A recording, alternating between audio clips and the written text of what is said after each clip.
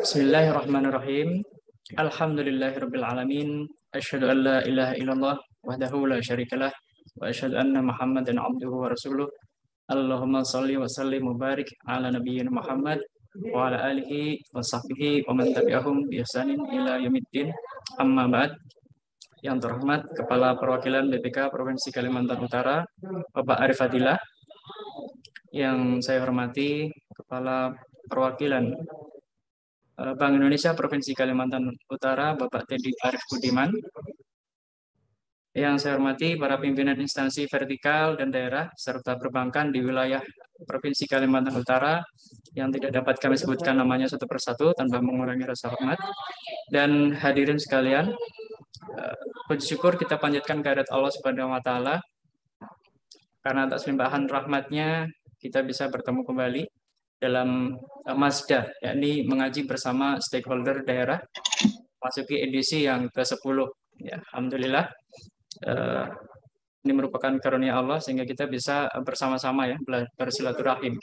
Dan kami nantikan pula Bapak Ibu dari instansi lainnya apabila ingin bergabung juga bersama kami, BPK Perwakilan Provinsi Kalimantan Utara maupun Bank Indonesia, untuk bisa menyelenggarakan Masda di waktu yang lain.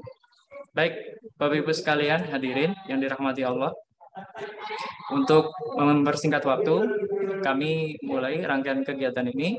Yang pertama yakni sambutan dari Kepala Perwakilan BPK Provinsi Kalimantan Utara kepada Bapak Arif Fadilah. Kami silakan.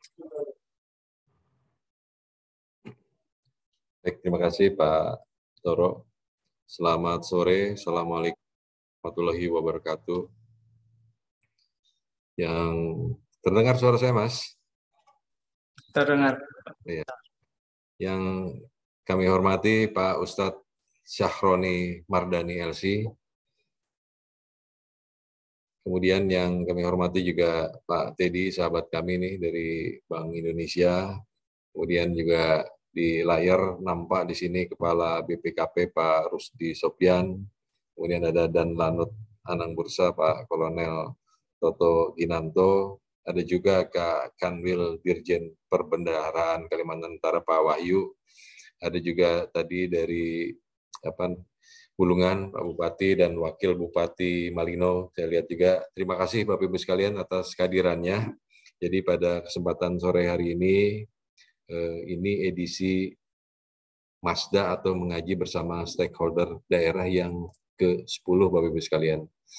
Jadi edisi ke-10, alhamdulillah kita sudah melaksanakan sampai edisi yang ke-10 ini dan berbarengan dengan bulan suci Ramadan. Jadi kita berharap lebih hikmat nih Pak Teddy di bulan suci Ramadan ini Masda kita kali ini. Dan tema yang kita ambil pada edisi ke-10 ini pun terkait dengan kisah teladan sahabat dalam menuntut ilmu. Tentu ini banyak kisah teladan yang bisa kita ikuti. Kita tahu pada zaman sahabat ini banyak sekali ilmu-ilmu yang berkembang, antara lain ilmu terkait dengan administrasi, keuangan negara. Nah ini pas juga nih Pak Bupati, Pak Inspektur Keuangan Negara terkait dengan saat ini kita sedang meriksa laporan keuangan pemerintah daerah. Kemudian juga ada ilmu-ilmu terkait dengan jual beli. Banyak saya kira yang nanti bisa disampaikan oleh Pak Ustadz. Sekali lagi saya ucapkan terima kasih kepada Ustadz, kepada Bapak Ibu stakeholder yang sudah ikut serta dalam pengajian ini. Insya Allah pengajian ini akan terus kami, BPK dan BI akan terus kami selenggarakan setiap periodenya. Mudah-mudahan setiap periode akan bertambah pesertanya. Itu harapan kami. Mungkin demikian yang bisa kami sampaikan. Kurang lebihnya mohon maaf. Billahi taufiq wal hidayah. Wassalamualaikum warahmatullahi wabarakatuh. Waalaikumsalam warahmatullahi wabarakatuh. Terima kasih Bapak Arif Fadilah, jazakallahu khairan. Berikutnya, dan tadi saya terlewat ya menyapa Ustadz Syahroni. Yang kami hormati Ustadz Syahroni Mardani LC. Berikutnya kami berikan kesempatan kepada Ustadz, kepada guru kita untuk menyampaikan tausiah Ustadz, waktunya sekitar 30 menit untuk nanti bisa disambung lagi dengan sesi tanya jawab Ustaz. Kepada guru kita, Gurunda, Ustaz Syahroni Mardani LC, disilakan. Baik, bismillahirrahmanirrahim. Assalamualaikum warahmatullahi wabarakatuh. Waalaikumsalam warahmatullahi Assalamualaikum. Alhamdulillahirabbil alamin wassalatu wassalamu ala Rasulillah wa ala alihi wa sahbihi wa sallim ajmain, amma ba'du. Qala Allah Ta'ala fil Qur'anil Karim, a'udzu billahi minasyaitonir rajim. Bismillahirrahmanirrahim. Wa qalu subhanaka la ilma lana illa ma 'allamtana innaka antal alimul hakim. Wa qala rabbi shrah li sadri wa yassir li amri wahlul 'uqdatam min lisani yafqahu qawli. Amma ba'du. Shadaqallahul azim. Yang sama-sama kita hormati dan yang kita muliakan, yang terhormat yang mulia Kepala Perwakilan PPK Provinsi Kalimantan Utara, yang terhormat yang mulia Bapak Arif Fadilah, semoga sehat panjang umur. Pak Arif berikan keberkahan, jadikan rumah tangganya sakinah mawaddah warahmah, putra-putrinya soleh dan soleha dijaga senantiasa oleh Allah Subhanahu wa taala. Juga yang sama-sama kita hormati dan kita muliakan Kepala Kantor Perwakilan Bank Indonesia Provinsi Kalimantan Utara, yang terhormat yang mulia Pak Teddy Arif Budiman, juga kepada yang saya hormati dan yang saya muliakan para pimpinan instansi vertikal dan daerah serta perbankan di wilayah Provinsi Kalimantan Utara, Bapak Ibu sekalian, as-shaimun was-shaimat rahimakumullah. Alhamdulillah di kesempatan siang menjelang sore hari ini kita sedang menunggu kedatangan waktu berbuka puasa, hari puasa hari ke-18. Perasaan baru kemarin kita mulai puasa, sekarang udah hari ke-18. Mudah-mudahan amal ibadah kita diterima oleh Allah Subhanahu wa taala. Amin ya rabbal alamin. Saya memperkenalkan diri, takut lupa, nama saya Syahroni. Bukan Syahrini ya, Pak. Pak Teddy, Pak Arif ya. Kalau wajah sih mirip katanya. Nggak tahu mirip apaan ya. Mudah-mudahan diberikan kemudahan, siapa tahu suatu saat bisa silaturahim ke Kaltara, ke Kalimantan Utara. Amin ya rabbal alamin. Sore hari ini kita akan berbicara atau mengambil pelajaran dari semangat keteladanan para sahabat, para generasi-generasi terdahulu di dalam menuntut ilmu, di dalam belajar, bahwa Islam adalah agama yang sangat mengutamakan dan mementingkan belajar. Saya mohon dijadikan co-host ya, supaya bisa share materi. Sekali lagi mohon dijadikan co-host agar bisa share materi kita di sore hari ini. Mana buktinya Islam sangat mementingkan belajar, pendidikan. Di antaranya kata para ulama, ayat yang pertama turun dan kita sedang memperingatinya adalah ayat yang berbicara masalah belajar. Iqra bismi rabbikal ladzi khalaq. Jadi bagaimana agama ini tidak mengajarkan, tidak menomorsatukan pendidikan, ya enggak? Ayat yang pertama turun aja, Iqra bismi rabbikal ladzi khalaq. Perintah untuk membaca, dan kata para ulama, al-qira'atu miftahul ilmi. Qira'ah membaca itu merupakan kuncinya ilmu. Semakin banyak kita membaca, semakin bertambah kita. Dan problem hari ini kita, mohon maaf saya terutama yang ngomong, kita kurang rajin dalam membaca. Ya, kita baca juga, cuman baca WhatsApp. Kita baca-baca yang lain. Jadi kalau ditanya mana buktinya atau kenapa para sahabat, kenapa Nabi Muhammad, kenapa generasi terdahulu sangat mengutamakan pendidikan? Karena ayat yang nomor 1 aja tuh, Iqra bismi rabbikal ladzi khalaq. Bacalah dengan nama Tuhanmu. Dan al-qiraah, membaca merupakan apa namanya? Itu menuju pendidikan. Saya mau cerita dikit tentang membaca. Saya dulu kuliah di Mesir, di Al-Azhar.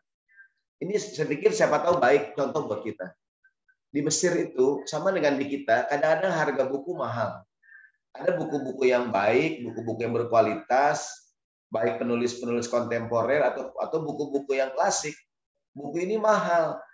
Di Mesir itu dulu pernah ada program namanya Al-Qira'ah lil Jami'. Program membaca untuk semua. Jadi pemerintah mencetak buku dengan mungkin kualitas kertas yang lebih murah, tapi dengan harga yang sangat murah gitu. Jadi buku-buku yang keren gitu, buku-buku yang dianggap baik oleh pemerintah, dicetak secara massal dengan mungkin, mohon maaf ya, karena mungkin harganya jatuhnya murah gitu, kualitas kertasnya juga ya standar lah gitu, bukan kualitas, tapi dicetak secara massal dan dijual di loper-loper koran gitu, dijual di koran, jadi di lapak-lapak orang jualan koran tuh dijual, namanya buku serial Al-Qiraah Lil Jami, buku program membaca untuk semua. Jadi saya berpikir kalau seandainya mungkin juga program ini bagus, karena membaca itu penting sekali. Katakanlah BPK atau BI, perwakilan Kaltara, atau mungkin pihak yang terkait, ada satu buku yang kita anggap baik, kita izin dengan penerbitnya, kita izin dengan penulisnya. Bagaimana kalau bukunya kita cetak secara massal, mungkin gitu kan, dan bisa disebarkan ke masyarakat, namanya program Al-Qiraah Lil Jami. Di Mesir waktu itu, saya di Mesir tahun 90-an ya, itu program yang sangat ditunggu-tunggu oleh masyarakat, karena membaca itu penting sekali.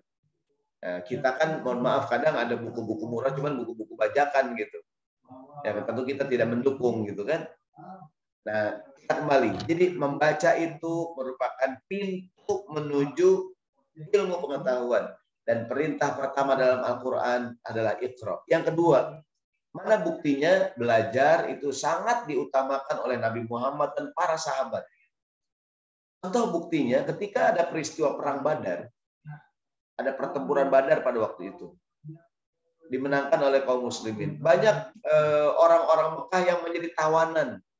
Nabi Muhammad menawarkan pada mereka, kalau seandainya para tawanan bisa mengajarkan orang Islam membaca dan menulis, mereka bisa bebas. Jadi para tawanan bisa bebas dengan cara mengajarkan baca dan tulis kepada kaum muslimin. Bangsa Arab saat itu budayanya bukan budaya membaca, tapi masyarakat ummi. Masyarakat ummi sampai dengan layak ro wa layak tub, tidak membaca, tidak, mereka bukannya tidak cerdas, tapi peradabannya bukan peradaban membaca, bukan menulis, peradaban menghafal. Nah, saat itu Nabi Muhammad mempersilahkan kepada para tawanan perang bisa bebas dengan cara mereka mengajarkan baca dan tulis kepada masyarakat kaum muslimin yang belum bisa baca dan tulis. Ini kalau kita lihat 1400 tahun yang lalu, perhatikan bagaimana peradaban gitu. Bagaimana seorang tawanan perang bisa bebas dengan cara mengajarkan baca dan tulis. Ini contoh keteladanan buat kita semua gitu. Bagaimana mengentaskan buta huruf itu dilakukan Nabi Muhammad Shallallahu Alaihi Wasallam. Walaupun Ustadz, bukan Nabi Muhammad tidak pandai membaca, tidak pandai menulis, benar, karena masyarakatnya pada waktu itu begitu peradabannya. Bukan peradaban membaca, bukan menulis, peradaban menghafal. Orang Arab tuh kuat dalam hafalan, bersyair semua tuh kuat. Nah, ini sebagai cerita pembuka bahwa Islam adalah agama yang sangat menganjurkan umatnya untuk belajar. Bahkan Universitas Al-Azhar adalah universitas yang pertama di dunia. Bahkan dia lebih tua dibandingkan Oxford University. Jadi kalau ditanya siapakah yang memiliki kampus pertama di dunia, umat Islam. Kampus Al-Azhar, walaupun ada pendapat yang kedua mengatakan yang paling tua adalah kampus Az-Zaitun di Tunis. Jadi kalau kita ke Tunis, ada juga universitas yang sangat tua, namanya Az-Zaitun. Ada yang mengatakan dia lebih tua dibandingkan Al-Azhar. Tapi ini semua fakta gitu. Bahkan kalau kita sekarang ada rezeki kita ke Kairo, kita ke Masjid Al-Azhar, itu masjid masih ada diabadikan sampai sekarang. Ada ruang-ruang yang bentuknya seperti kelas-kelas gitu. Jadi di serambi masjid ada ruang-ruang kelas yang dulu dijadikan sebagai tempat belajar gitu. Bayangkan betapa tingginya peradaban umat Islam pada waktu itu. Pada zaman sahabat, tadi saya katakan tawanan perang bisa bebas dengan cara mengajarkan baca dan tulis. Ayat yang pertama, Iqra bismi rabbikal ladzi khalaq. Bahkan kalau kita dengar kemarin di tengah pandemi COVID-19, ada satu nama ilmuwan muslim yang sering disebut namanya. Siapa? Ibnu Sina. Ibnu Sina mengatakan ketenangan adalah setengah dari kesembuhan. Gitu. Kesabaran adalah awal kesembuhan. Di awal beliau kepanikan ada setengah dari penyakit. Ketenangan setengah dari kesembuhan. Dan kesabaran adalah awal menuju kesehatan. Itu ungkapan beliau di-share di mana-mana tuh. Ya, kan? Ungkapan Imam Ibnu Sina di tengah pandemi kemarin, COVID-19, ya kan? Orang banyak ke-share tuh. Ya kan? Jadi kata Ibnu Sina, salah seorang ilmuwan muslim, ketenangan adalah separuh obat. Saya ulangi kalimatnya, beliau mengatakan kepanikan adalah separuh penyakit. Ketenangan adalah separuh obat. Dan kesabaran adalah permulaan kesembuhan. Orang ulama muslim bayangkan tuh. Ucapannya sekian ratus tahun yang lalu jadi rujukan sekarang.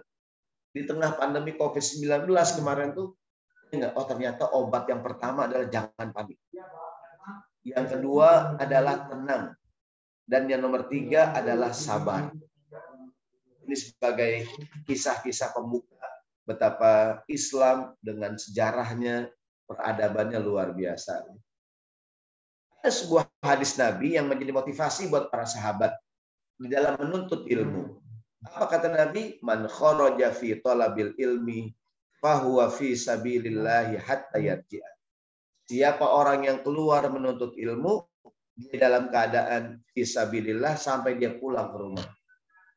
Di lain hadis Rasulullah bersabda, man salaka tariqan yaltamisu fihi ilman sahalallahu lahu bihi tariqan ilal jannah. Siapa orang yang meretas jalan menuntut ilmu, akan dimudahkan baginya jalan menuju surganya Allah Subhanahu wa taala. Di 2 hadis ini, pertama Nabi menggunakan kalimat kharaja. Kharaja itu kalimat kerja yang aktif. Yang kedua salaka. Salaka juga kalimat kerja aktif. Begini maksud saya. Luangkan waktu untuk menuntut ilmu. Jangan menunggu waktu luang untuk menuntut ilmu. Luangkan waktu untuk belajar. Jangan menunggu waktu luang untuk belajar. Di kantor kita ada pengajian, ada belajar gitu. Enggak hadir Pak pengajian. Entar Pak Ustadz, kalau saya agak luang Pak Ustadz. Kapan luangnya hadirin? Makanya luar biasa tadi disampaikan oleh Pak Arif nih, bahwa ada sudah yang kesekian kalinya nih serial pengajian ini. Jadi kenapa sore ini kita bisa hadir? Karena kita meluangkan waktu. Kalau sibuk, semuanya sibuk. Kalau sibuk, semuanya sibuk. Maka kalau di Bank Indonesia, contohnya bagaimana Pak Gubernur Bank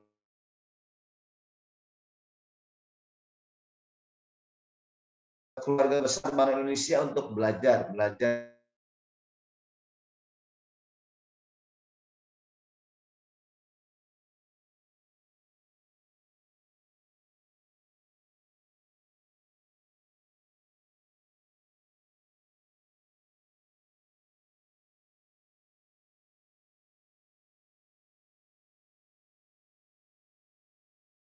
Saya ulangi, luangkan waktu untuk belajar, bukan menunggu waktu luang.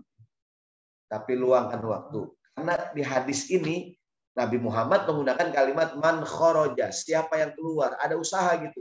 Menuntut ilmu. Di lain hadis, man salaka tariqan, siapa yang meretas jalan, menempuh jalan, menuntut ilmu, dimudahkan baginya untuk masuk ke dalam surga. Imam Syafi'i.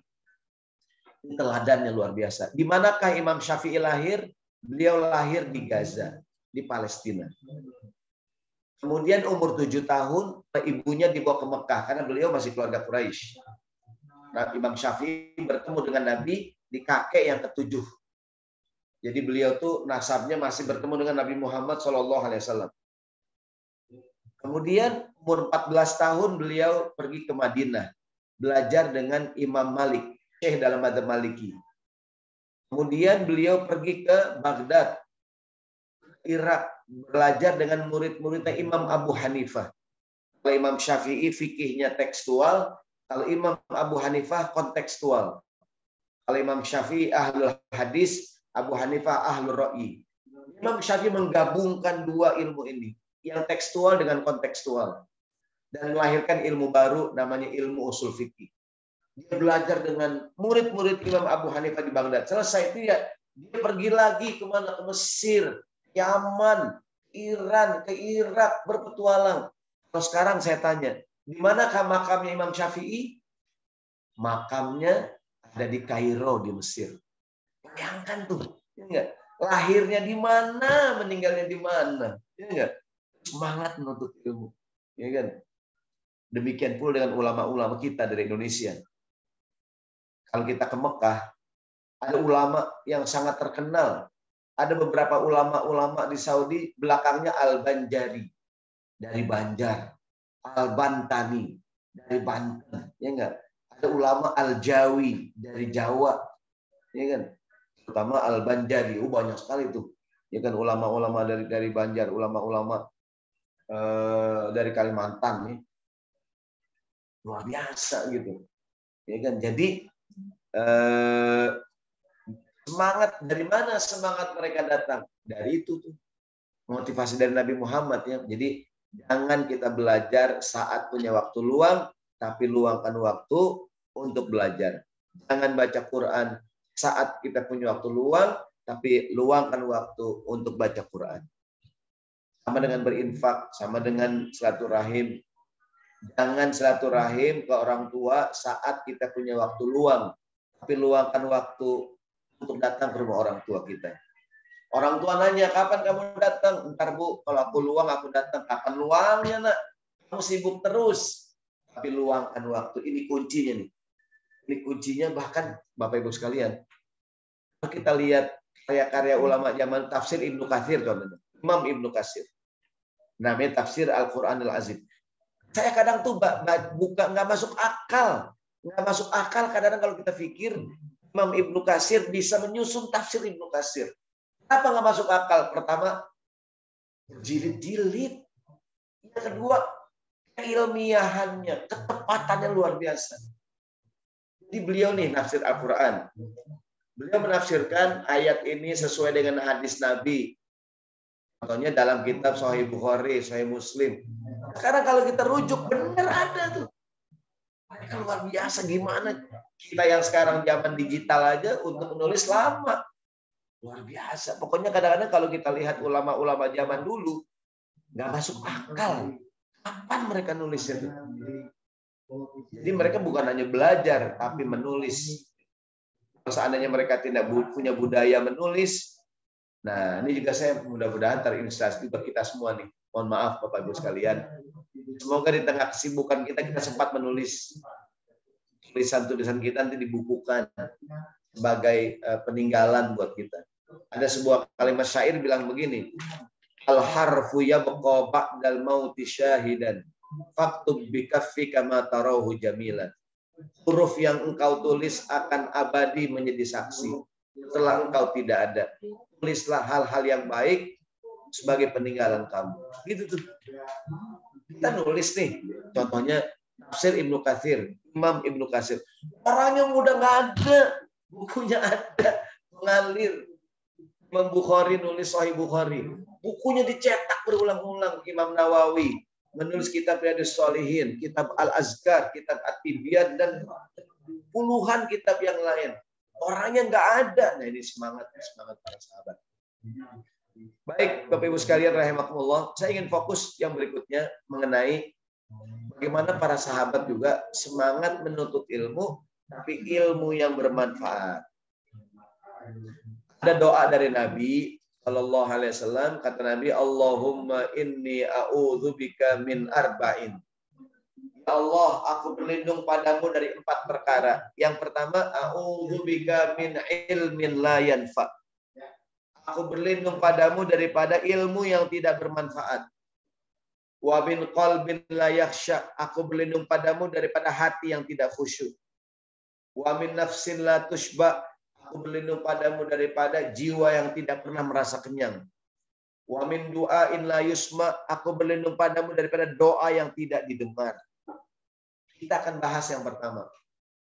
Para sahabat mengamalkan hadis Nabi ini. Berlindung daripada ilmu yang tidak bermanfaat. Jangan sampai, apa sih makna ilmu yang nggak bermanfaat? Ilmu yang tidak diamalkan. Ilmu yang tidak bermanfaat, ilmu yang tidak diamalkan. Bukan jenis ilmunya, tapi itu ilmu diamalkan atau tidak. Kita sering dengar hadis Nabi. Nabi bilang begini, talabul ilmi fardhatun ala kulli muslim. Menuntut ilmu hukumnya wajib untuk seorang muslim. Pertanyaannya, ilmu apaan yang wajib? Ilmu ada dua. Wajib ada dua, maaf. Ada fardu kifayah, ada fardu ain. Ada fardu kifayah, ada fardu ain. Kalau fardu kifayah, kewajiban yang diwajibkan kepada kita semua. Tapi kalau sebagian sudah melaksanakan, gugur yang lain. Yang kedua, fardu ain. Kewajiban yang harus dilakukan oleh kita semuanya dan tidak bisa diwakilkan oleh orang lain. Nah, ilmu ada dua. Ada ilmu yang fardu kifayah, ada ilmu yang fardu ain. Manakah ilmu yang fardu ain yang semua kita harus wajib mempelajarinya? Ilmu tauhid. Ilmu mengenal Allah, ilmu mengenal Tuhan. La ilaha illallah. Selebihnya namanya ilmu fardu kifayah. Seperti ilmu tentang kepemerintahan. Kalau tidak ada yang paham, dosa kita semua. Ilmu tentang tata kelola negara. Nggak ada yang bisa, dosa kita semua. Ada yang belajar. Bahkan ada sekolah tinggi ilmu tata negara namanya. Ini kan? Ilmu tentang manajemen keuangan negara. Tentang keuangan pemerintahan daerah. Gitu. Kita nggak ada yang ngerti gitu. Kita dosa semuanya. Itu namanya fardu kifayah. Ilmu komputer. Ilmu kedokteran, ilmu tentang nuklir, ilmu internet, ilmu apapun hukumnya fardu kifayah. Kalau sebagian sudah tahu, gugur kewajiban sebagian kita. Tapi kalau ilmu tauhid, ilmu agama, ibadah-ibadah yang wajib, hukumnya fardu ain. Ini makna talabul ilmi fardhatun ala kulli muslim. Baik, sekarang kita akan ngomongin tentang berlindung dari ilmu yang tidak bermanfaat. Jadi apa tuh ilmu yang tidak bermanfaat? Tadi saya katakan ilmu yang tidak diamalkan. Ini ada seorang ulama yang bernama Syekh Abdurrahman Asyadi. Beliau menjelaskan, kata beliau, ilmu yang tidak bermanfaat ada beberapa model. Yang pertama, ilmu yang 100% berbahaya. Tidak ada manfaatnya. Kayak ilmu sihir. Ilmu sihir nggak usah dipelajari. Nggak usah dipelajari. Yang kedua adalah sibuk mempelajari ilmu dunia atau ilmu pengetahuan yang hukum asalnya mubah, namun kesibukannya tersebut menjadikannya lalai dari hal yang bermanfaat untuk dunianya. Menghadiri sholat jamaah lalai, maka disebut ilmu yang tidak bermanfaat juga. Yang ketiga, belajar ilmu syar'i, ilmu agama, tapi tidak diamalkan. Disebut juga ilmu yang tidak bermanfaat. Gitu. Dia mengetahui keburukan tapi mengerjakannya. Ini enggak, ilmu agamanya, ilmu syar'i tidak diamalkan. Ya kan? Tidak bermanfaat. Ya kan? Yang keempat, menyibukkan diri dengan ilmu modern yang zaman sekarang tapi tidak peduli dengan ilmu agama. Nah, disebut juga dia dengan ilmunya tidak bermanfaat. Tapi yang ingin kita fokuskan, ilmu yang tidak bermanfaat, punya ilmu tapi nggak mau mengamalkan. Punya ilmu tapi tidak mau mengamalkan. Ada seorang ulama mengatakan, la yazalul alimu jahilan bima alima hatta ya'mala bihi. Orang yang ilmunya banyak masih dipanggil alim sampai dia mau ngamalin. Ada tuh sahabat namanya Ibnu Mas'ud. Dia ditanya, bagaimana belajar zaman Nabi? Dia bilang, kami tidak belajar dari Nabi kecuali 10 ayat Al-Quran. 10 ayat itu kami pelajari, kami pahami, kami baca, kami hafalkan, kami pahami, kami amalkan, baru ditambah lagi Nabi 10 ayat berikutnya. Jadi saya ulangi, kata Ibnu Mas'ud, kami belajar sama Nabi 10 ayat, itu ayat kami baca, kami pahami, kami hafalkan, dan kami amalkan, baru Nabi tambahin lagi ilmu berikutnya. Ini semangat belajar, namanya al-ilmu lil amal. Ilmu untuk diamalkan. Kita kan sekarang banyak al-ilmu lil ilmi. Ilmu sekedar untuk ilmu. Maksudnya orang belajar berenang. Semua gaya dipelajarin. Gaya dada, gaya punggung, gaya bebas, gaya kupu-kupu. Tapi nggak pernah berenang. Kali berenang gaya batu. Nyelam nggak nimbul-nimbul lagi. Atau gaya dada katanya. Dada, tenggelam. Nah, jadi al-ilmu lil amal. Ilmu untuk diamalkan. Sekarang banyak orang al-ilmu lil ilmi. Ilmu sekedar untuk tamattu. Tamattu jadi untuk tamattu fikri. Untuk tamasya pikiran aja gitu. Debat, belajar gitu, tapi nggak diamalin. Gitu. Nah, kita ingin al-ilmu lil amal. Ilmu untuk diamalkan. Seorang yang ilmunya banyak, masih dianggap jahil, sampai dia mau mengamalkan ilmu yang dia punya. Nah, Ustaz, gimana semangat para sahabat mengamalkan ilmu mereka? Ada tuntunan dari Nabi. Idza nahaitukum an syai'in fajtanib. Yang aku larang tinggalin. Wa idza amartukum bi amrin fa'tu minhu masatu. Yang aku perintahkan lakukan semampu yang bisa kamu lakukan. Jangan sampai kita punya banyak ilmu tapi nggak ngamalin. Mohon maaf nih, contohnya puasa sunnah.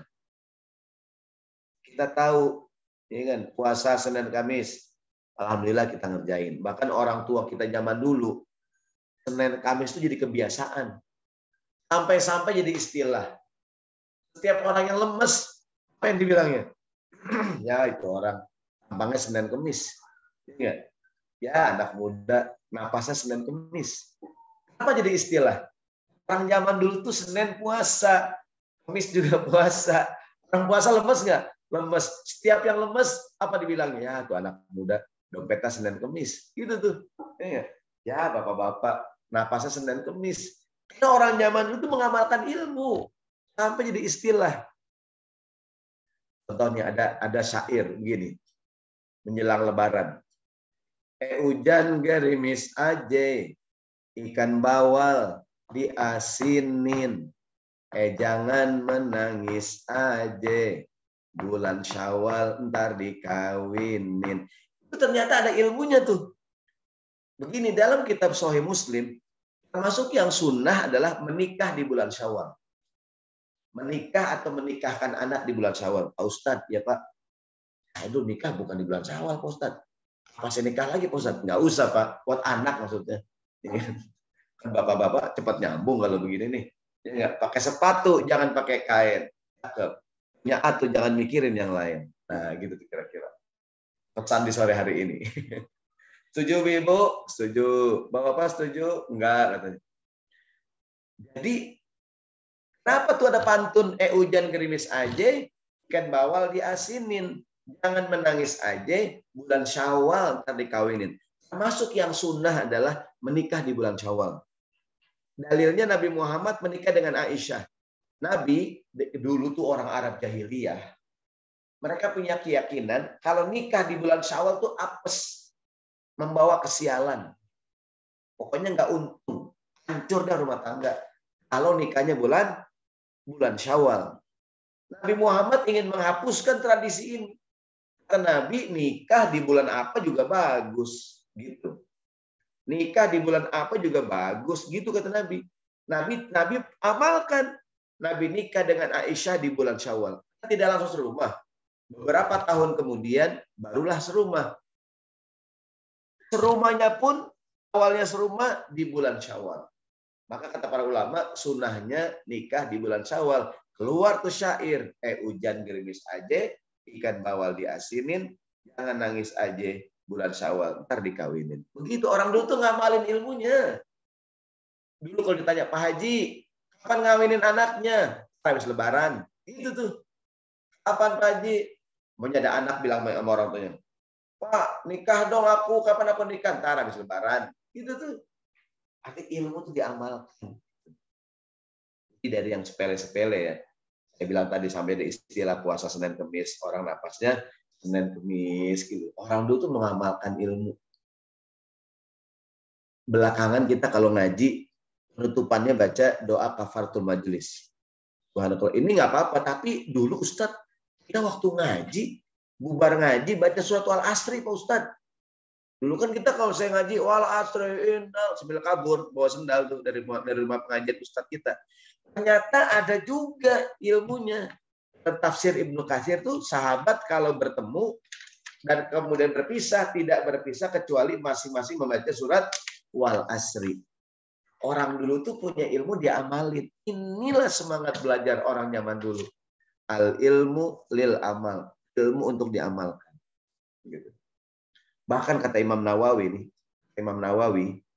beliau syekh dalam mazhab Syafi'i, siapa orang yang sudah tahu satu ilmu, utamaan satu amalan, dia tahu ini sunnah, ini baik, ini bagus, ini pahalanya besar. Kalau udah tahu, kerjain walaupun cuma sekali. Liyakuna min ahlihi, agar tercatat sebagai ahli. Jangan sampai tahu tapi tidak pernah mengerjakan. Tadi tuh belajar berenang tapi nggak pernah berenang. Sekali berenang kayak batu, ya enggak? Dia tahu ini bagus, ini bagus, ini bagus, tapi nggak ngerjain. Kata Imam Nawawi, yang udah tahu satu amalan, kerjain. Kenapa? Agar tercatat sebagai ahlinya. Jangan ditinggalkan semua, lakukan semampunya. Karena Rasulullah mengatakan, kalau aku perintahkan sesuatu, lakukan semampu kamu. Ada kaidah dari para ulama terkait belajar ini mengamalkan ilmu, ma la yudraku kulluhu la yudraku jullu. Yang tidak dapat dilakukan semuanya, janganlah ditinggalkan seluruh. Allahu Akbar. Keren nih. Indah banget nih. Yang tidak bisa dilakukan semuanya, jangan ditinggalkan seluruhnya. Lakukan semampu yang bisa kita lakukan. Kalau tidak bisa maksimal, minimal juga nggak apa-apa. Kalau nggak bisa maksimalis, minimalis nggak apa-apa. Gitu. Kalau nggak bisa banyak, sedikit pun jadi. Kalau nggak bisa sering, jarang-jarang, no problem. Begitu tuh. Ini kan semangat mengamalkan ilmu.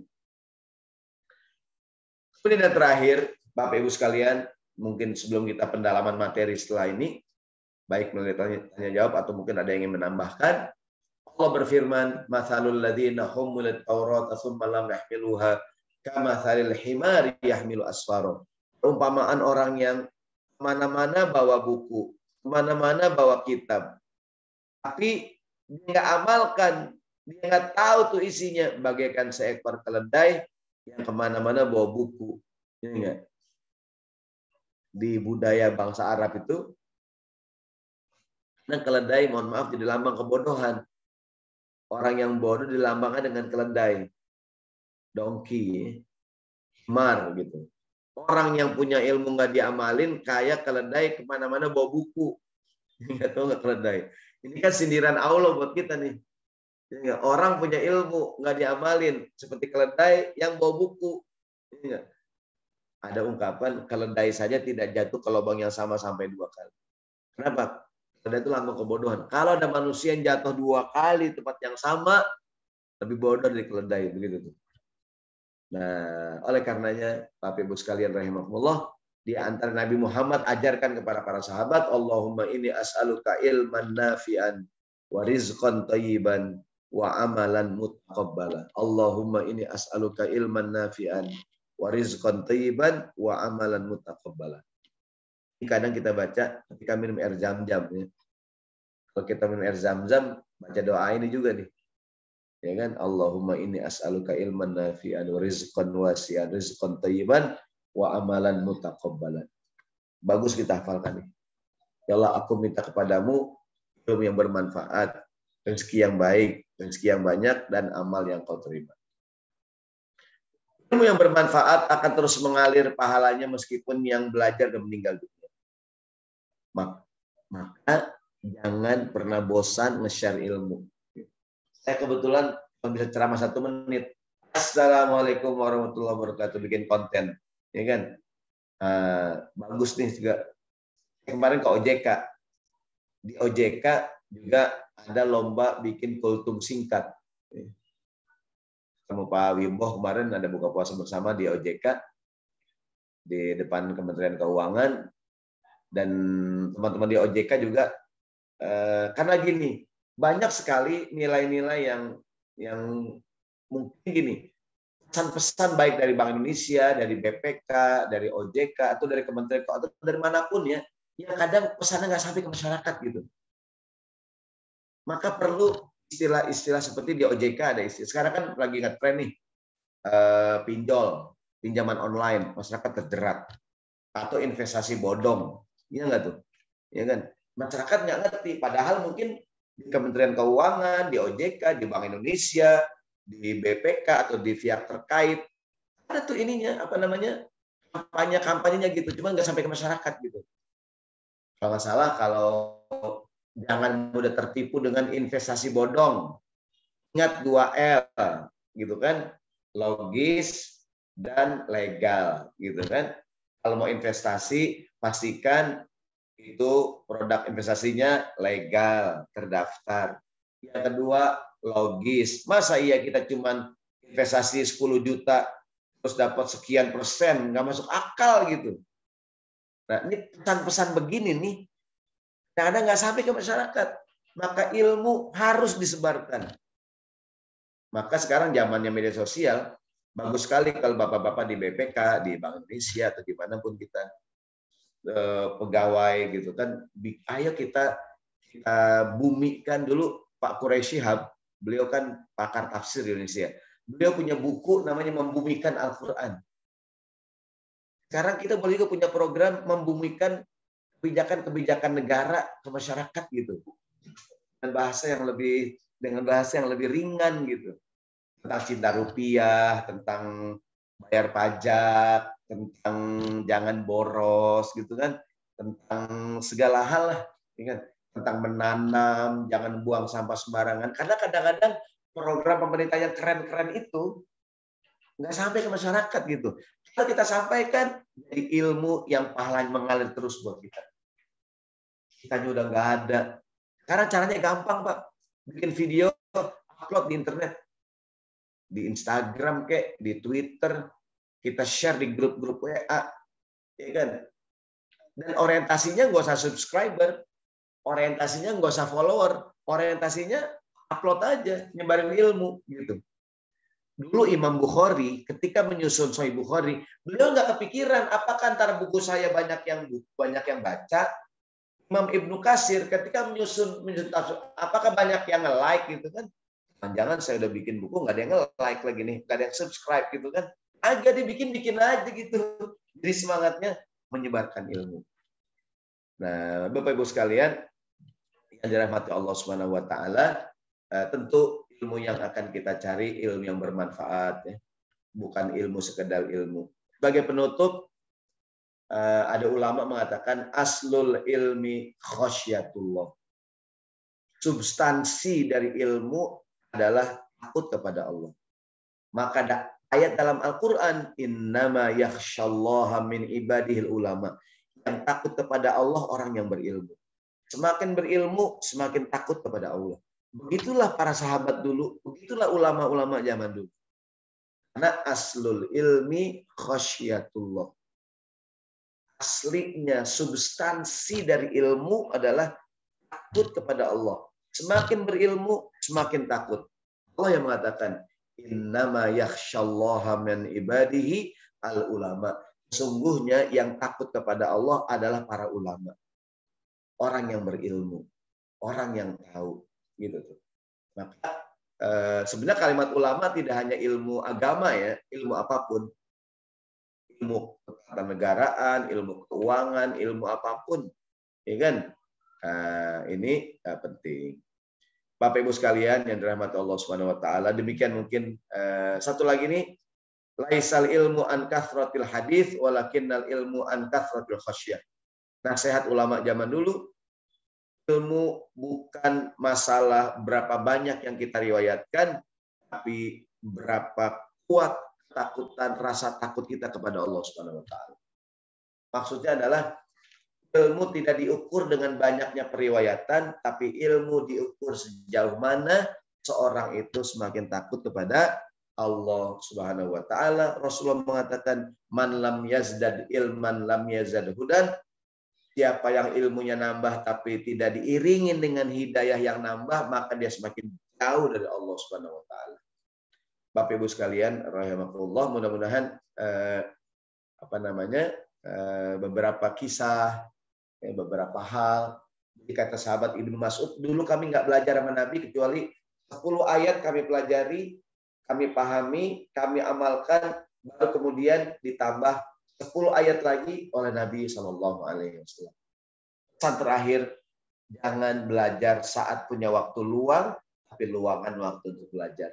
Jangan baca Quran saat punya waktu luang, tapi luangkan waktu untuk membaca Al-Quran. Assalamualaikum warahmatullahi wabarakatuh. Waalaikumsalam warahmatullahi wabarakatuh. Masya Allah. Jazakallah khairan Ustaz. Dan penutupnya tadi luar biasa juga mengingatkan kita semua ya untuk senantiasa meluangkan waktu untuk menuntut ilmu maupun membaca Al-Quran ya. Jadi bukan waktu yang sisa untuk mencari ilmu, apalagi untuk membaca Al-Quran. Baik, berikutnya masih ada waktu untuk kita memperdalam mungkin dengan tanya jawab. Bagi Bapak Ibu hadirin sekalian yang ingin bertanya, kami silakan untuk raise hand mungkin ya. Mohon arahan dan juga pendalaman. Baik. Yang pertama adalah dari Kanwil Kaltara, ada Bapak Wahyu ya. Dan sebelumnya mungkin Bapak Ibu hadirin sekalian karena tampilan di layar saya terbatas, nanti bisa raise hand ya tanpa mengurangi rasa hormat. Bapak Ibu para pejabat sekalian, saya tidak bisa monitor satu persatu. Pertama, kami silakan kepada Bapak Wahyu. Baik, terima kasih. Assalamualaikum warahmatullahi wabarakatuh. Pak Ustadz, Pak Saroni, Pak Arif, Pak Teddy, Pak Wakil Bupati Malino juga, dan Bapak dan Ibu, para pimpinan, mohon maaf ini saya baru sekali ini bergabung karena siarnya Pak Arif ini sama Pak Teddy sehingga saya diinfokan hari ini bergabung. Dan kebetulan Pak Ustadz ini beberapa pertanyaan sangat luar biasa sekali ketika kita di era sekarang bagaimana menuntut ilmu adalah suatu yang wajib tadi disampaikan. Tadi Pak Ustadz juga sampaikan, siarkan sama seperti tadi Pak Teddy maupun Pak Arif mensiarkan kepada saya sehingga saya ikut bergabung. Ini permasalahan adalah tadi saya tertarik tergelitik ketika sampaikanlah, uploadlah ketika dunia digital itu sekarang sedang menguasai hidup kita. Permasalahan adalah Pak Ustadz, kalau zaman kita storyteller dan kisah-kisah sahabat dahulu, metode pembelajaran mereka itu dalam suatu kelompok. Kelihatannya mungkin tadi disebut mungkin kampus ataupun langgar, sanggar atau apapun. Kedua, ibaratnya ada pentafsiran atau ada kelompok-kelompok yang memperdalam atas suatu kalimat atau tafsiran atas suatu ulama tadi. Sehingga bahwa apa yang diucapkan atau apa yang disiarkan itu betul-betul menjadi sesuatu yang clear di masyarakat yang terendah. Tidak ada persepsi yang berbeda-beda. Di era digital, ini nggak ada nih. Siapapun bisa dengan mudahnya mengupload, mensiarkan. Tidak ada lembaga tafsir atas apa yang saya upload ke dalam media-media YouTube, Instagram atau apa. Yang mengakibatkan era sekarang untuk menstorytelladani itu sulit, Pak. Karena metode infrastruktur yang tadi tidak ada filter, memunculkan ilmu yang bermanfaat atau tidak bermanfaat tipis. Yang terkadang kira-kira akhirnya kita terjerumus seolah-olah baik, padahal itu adalah tidak bermanfaat dan salah. Inilah yang mengakibatkan kita yang tujuannya ilmu yang bermanfaat demi tujuan kita hidup, kita menjadi bertentangan karena persepsi. Karena siar-siar yang tidak ada saring filter mengakibatkan kita salah kaprah. Nah ini bagaimana salah satu caranya Pak Ustadz, minimal buat saya ataupun buat anak-anak saya yang sintenial itu, dalam menstorytelladani dan bisa mengambil sebuah ilmu itu manfaat atau tidak di media-media yang tidak ada filterisasi. Satu itu Pak. Kedua ini Pak Ustadz, belajar ilmu yang bermanfaat. Terkadang ketika sebuah wadah-wadah pengajian, sebuah wadah-wadah pembelajaran, itu kata ilmu bermanfaat dikotak-kotakan. Ilmu bermanfaat itu kalau ilmu dunia yang tadi kata Pak Ustadz yang sebetulnya salah itu kan, kita mau pelajari ilmu dunia aja salah itu. Tapi ketika kita belajar ngaji begini, dianggapnya ini ada ilmu yang kaitannya dengan ilahi, mencari pahala. Padahal yang kita ngaji ini adalah menjadi ilmu-ilmu yang kaitannya dengan pedoman hidup. Pengkotakan antara mana yang dunia, mana yang akhirat, seolah kalau ngaji ini ilmu akhirat, mengakibatkan kita perspektif dalam ilmu agama seolah-olah mencari pahala. Yang mengakibatkan kita sendiri sebagai muslim ibadah itu adalah sebuah rutinitas. Tidak maju karena tidak menguasai konsep yang tadi storyteller dan para tafsir-tafsir zaman dahulu, Pak. Yang baik-baik kita tuh tidak maju-maju dalam berpikir, dalam mengimplementasikan ilmu agama yang bermanfaat, dan itu adalah pedoman hidup. Saya pikir mohon penjelasannya Pak Ustadz. Terima kasih. Assalamualaikum warahmatullahi wabarakatuh. Waalaikumsalam warahmatullahi wabarakatuh.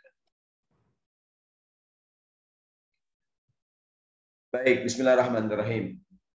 Jazakallah khair, bagus sekali masukan-masukan yang disampaikan.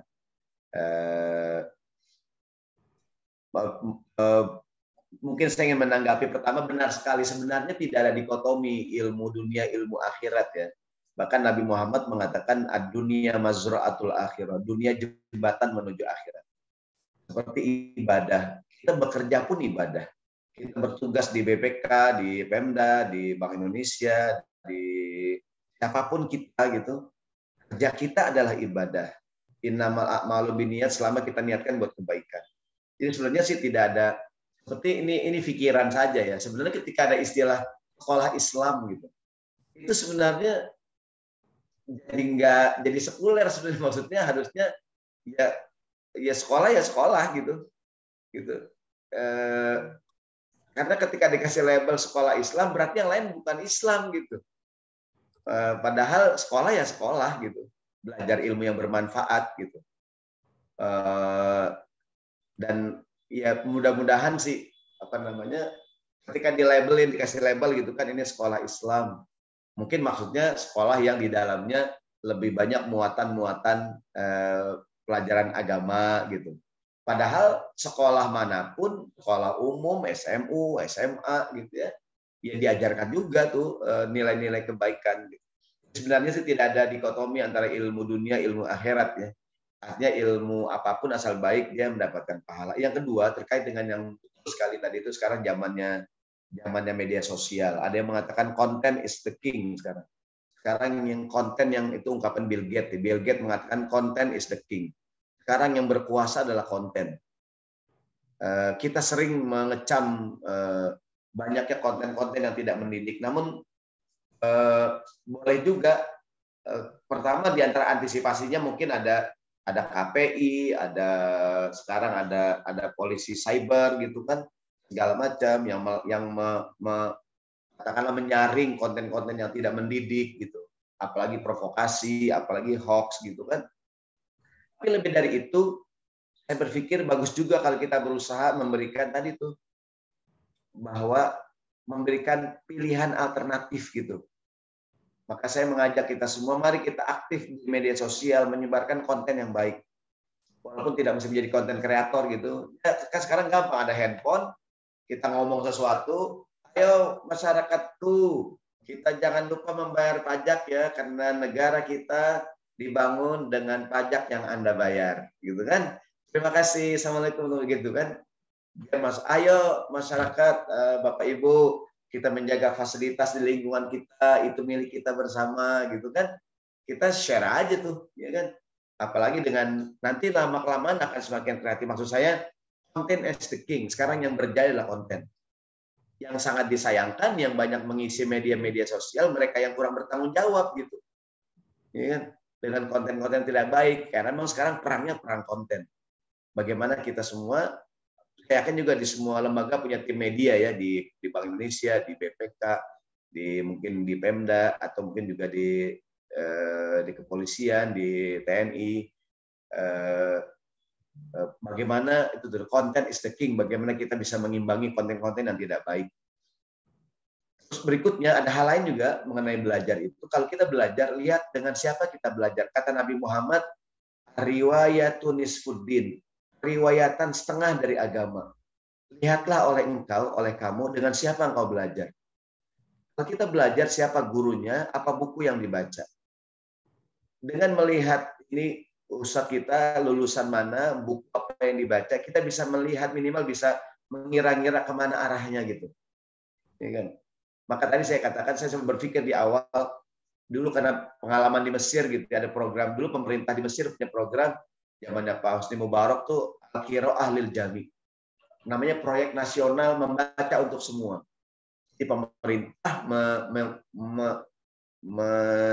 menerbitkan buku-buku yang dianggap baik, kadang ada buku sastra, ada buku apa aja gitu, dicetak dengan biaya yang sangat murah, dibagikan ke masyarakat sebagai edukasi, namanya gerakan membaca di masyarakat. Qiraah lil jami, gerakan membaca untuk semua. Jadi agar pemerintah dan masyarakat memiliki kesamaan tentang beberapa hal. Dan saya yakin sampai hari ini masyarakat juga masih banyak hal-hal yang bingung dengan beberapa hal. Gitu. Itu mungkin yang terakhir juga, itu alhamdulillah sekarang kita bersyukur pemerintah mungkin melalui Majelis Ulama, contohnya sekarang ada program sertifikasi dai gitu. Kebetulan sempat ikut di gelombang ke-8 waktu itu, sertifikasi dai MUI, ada dari pihak kepolisian yang menyampaikan, ada pihak dari pemerintah, ada pihak dari komisi penyiaran, supaya para ustadz, para kiai, para guru-guru tahu mana apa yang disebut dengan hoax gitu, apa itu hate speech gitu kan, apa itu hal-hal yang dianggap ujaran kebencian gitu. Karena sebagian dai merasa, oh yang saya sampaikan ini kebenaran gitu. Tapi ternyata menurut pihak yang terkait, oh ini udah ujaran kebencian gitu. Nah, jadi saya berpikir bagus sekali tuh ada standarisasi sertifikasi para dai, minimal meluruskan, menyamakan persepsi gitu. Karena kadang-kadang para dai mengatakan yang saya sampaikan ini kebenaran. Iya Pak, tapi ini dalam kerangka bernegara masuk ke dalam hate speech gitu, ujaran kebencian. Begitu kalau menggunakan kalimat ini dan sebagainya. Oh alam bisawab. Semoga cocok dengan yang ditanyakan. Mohon maaf. Assalamualaikum warahmatullahi wabarakatuh. Assalamualaikum warahmatullahi wabarakatuh. Jazakallahu khairan Ustaz atas jawabannya. Mungkin satu lagi Ustaz, masih bisa. Satu penanya melalui chat, yakni dari Bapak Dasril dari perwakilan BPKP Kalimantan Utara.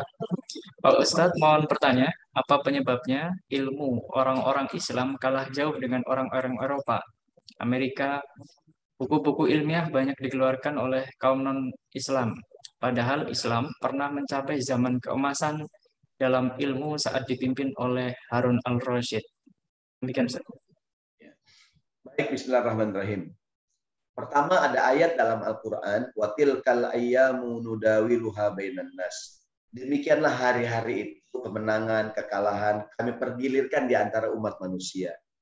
Jadi kadang orang tuh di atas, kadang di bawah dan sebagainya.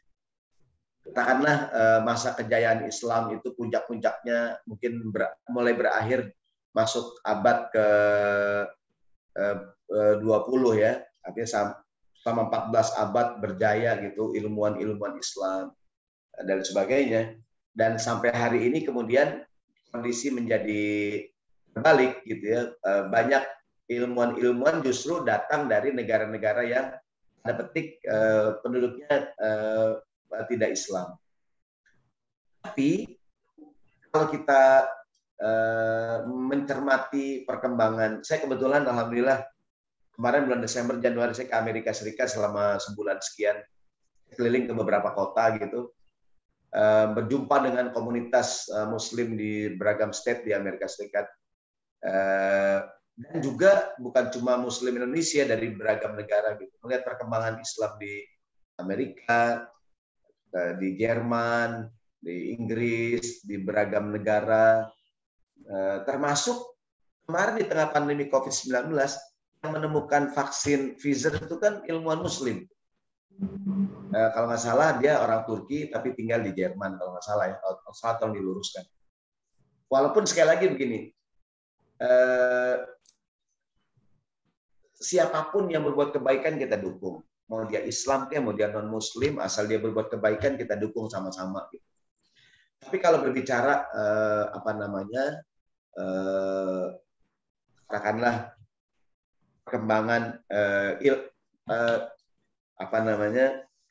keilmuan ya, sekarang banyak negara-negara Muslim cenderung konflik segala macam. Mungkin dia kata para ulama di antara penyebabnya karena banyak umat Islam tidak mengamalkan ajaran agama Islam. Kalau seandainya umat Islam mengamalkan ajarannya, maka umat Islam akan kembali berjaya. Gitu. Dan sudah terbukti tuh sistem, katakanlah sistem ekonomi Islam, perbankan Islam itu menjadi lebih katakanlah disukai gitu, karena memang dengan kebenaran konsepnya gitu. Dan kita bersyukur kepada Allah Subhanahu Wa Taala hari ini lihat kebangkitan para ulama-ulama Muslim ya di seluruh dunia dimanapun berada sudah kembali lagi gitu. Kalau kita lihat pelajar-pelajar yang berprestasi di banyak kampus-kampus internasional, ini kan juga banyak juga ilmuwan-ilmuwan Muslim. Gitu. Nah kalau ditanya mengapa penyebabnya tadi, lantaran umat Islam tidak mengamalkan ajaran Islam. Dan ya mudah-mudahan kita mengingatkan anak-anak. Kalau saya sih berpikir positif di Indonesia contohnya. Perkembangan Islam di Indonesia menurut saya semakin membaik. Mana buktinya anak-anak yang menghafal Quran semakin banyak. Dulu sekolah Islam, kalau saya sebut hanya Al-Azhar. Sekolah Islam yang sekarang banyak berjamuran. Sekolah-sekolah Islam yang berkualitas. Sekolah dasar Islam terpadu dari tingkat SD, SMP Islam terpadu, SMA. Sekarang pesantren-pesantren yang berkualitas banyak sekali gitu. Bahkan mahal-mahal. Sempat kemarin ke daerah BSD itu ada sekolah Islam, masuk SMP-nya aja itu daftarnya 140 juta. Dan memang luar biasa fasilitasnya segala macam. Maksud saya begini, perkembangan pendidikan Islam di Indonesia, saya bicara Indonesia aja lah ya, saya pikir semakin baik kok. Semakin banyak anak-anak yang menghafal Quran. Semakin banyak lembaga pendidikan tanda petik yang membawa label Islam yang juga semakin berkembang. Gitu. Semakin banyak orang yang mengamalkan ajaran agama. Semakin banyak orang yang katakanlah kalau standarnya muslimah memakai hijab. Gitu. Bahkan ekonomi syariah, bahkan sekarang bank syariah Indonesia menjadi bank syariah yang terbesar di wilayah Asia, ASEAN kalau nggak salah ya gitu. Demikian wallahualam bishawab, mohon maaf. Baik Ustaz, jazakallahu khairan Ustaz. Masya Allah. Jadi kuncinya adalah kembali kepada ajaran Islam ya, agar kita bisa berjaya. Dan indikasinya telah nampak insya Allah, mudah-mudahan kita kembali berjaya. Baik Ustaz, waktu juga yang membatasi kita, untuk memohon perkenan untuk membacakan doa terlebih dahulu sebelum ditutup Ustaz. Silakan. Pertama, saya mohon maaf kepada semua yang hadir, dari semua pihak yang hadir. Kalau mungkin ada kalimat yang kurang baik, yang kurang berkenan yang saya sampaikan, memanfaatkan waktu yang indah ini, saya mengajak kita semua, mari sama-sama kita menjaga persatuan, saling di bulan Ramadan, mengingatkan masyarakat kita betapa mahalnya persatuan, betapa indahnya persaudaraan, jangan mudah marah, jangan mudah terprovokasi. Semoga kita semua semangat untuk memberikan cahaya, walaupun kecil gitu, tidak hanya mengecam kegelapan, tapi berusaha memberikan cahaya. Karena sekarang tadi kita sempat bicarakan sekarang maraknya banyak konten-konten yang tidak baik. Mudah-mudahan kita bersemangat untuk menghadirkan konten-konten yang baik karena sekarang konten is the king ya, yang berjaya adalah konten. Dan mudah-mudahan Allah berikan pahala yang besar buat kita semua atas ikhtiar yang kita lakukan. Al-Fatihah. Ar-Rahmanir-Rahim Maliki yaumiddin iyyaka na'budu wa iyyaka nasta'in. Ihdinas siratal mustaqim siratal ladzina an'amta 'alaihim ghairil maghdubi 'alaihim waladdallin. Amin. Astaghfirullahaladzim. Bismillahirrahmanirrahim. Rabbil alamin. Allahumma shalli ala sayyidina Muhammad wa ala ali sayyidina Muhammad. Allahumma anfa'na bima 'allamtana wa 'allimna ma yanfa'una. Rabbana zidna ilma warzuqna fahma. Rabbana ighfir lana dzunubana wa dzunuba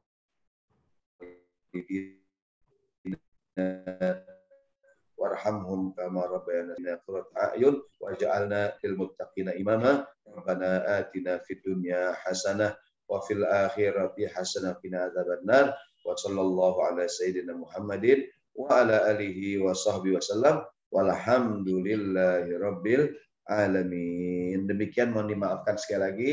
Assalamualaikum warahmatullahi wabarakatuh. Waalaikumsalam warahmatullahi wabarakatuh. Baik Ustaz, jazakallahu khairan atas semua ilmu yang telah disampaikan kepada kita sekalian di sore hari ini. Bapak Ibu hadirin, tiba-tiba waktu perpisahan karena kita dibatasi oleh waktu. Saya selaku pemandu acara, mohon maaf atas segala kekurangan, termasuk ucapan maupun perilaku saya karena keterbatasan ilmu dan pengetahuan saya tentunya. Terima kasih kami sampaikan atas segala partisipasi dan atensinya Bapak Ibu sekalian hadirin pada sore hari ini. Mari kita tutup perjumpaan kita ini dengan doa kafaratul majelis. Subhanakallahumma wa bihamdika asyhadu an la ilaha illa anta astaghfiruka wa atubu ilaik. Walhamdulillahirabbil alamin. Wassalamualaikum warahmatullahi wabarakatuh. Waalaikumsalam warahmatullahi wabarakatuh. Terima kasih semuanya. Mohon maaf, Bapak-bapak. Mohon maaf. Makasih Pak Ustadz. Ustaz, makasih Pak. Makasih Pak Ustadz.